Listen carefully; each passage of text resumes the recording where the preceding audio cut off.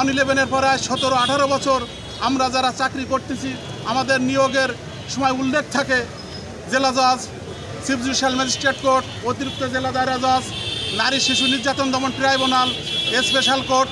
অথচ এখন আমরা জানতে পাচ্ছি আমরা বিচার বিভাগের কোনো কর্মচারী নই, আমরা জনপ্রশাসন মন্ত্রণালয়ের কর্মচারী। বাংলাদেশের বিচার বিভাগীয় কর্মচারী অ্যাসোসিয়েশন যশোর শাখার উদ্যোগে আদালত চত্বরে অবস্থান নিয়ে এ কর্মবিরতি পালন করে তারা। সংগঠনের সভাপতি মোনায়েম কবির ও সাধারণ সম্পাদক মোহাম্মদ শাহ আলমের নেতৃত্বে কর্মসূচিতে জেলা জজ ও জুডিশিয়াল ম্যাজিস্ট্রেট আদালতের 2 শতাধিক কর্মচারী অংশগ্রহণ করে। বিচার বিভাগের কর্মীরা 5 আগস্ট গণ অভ্যুত্থানের পর আশায় বুক বেঁধেছিল, কিন্তু বিচার বিভাগ সংস্কার কমিশন অ্যাসোসিয়েশনের দাবি যৌক্তিক বললেও তাদের সুপারিশে কোনো প্রস্তাব রাখা হয়নি। উপরন্তু আদালতের কর্মচারীদের পদোন্নতির ক্ষেত্রকে আরও সংকুচিত করার প্রস্তাব দেয়া হয়েছে।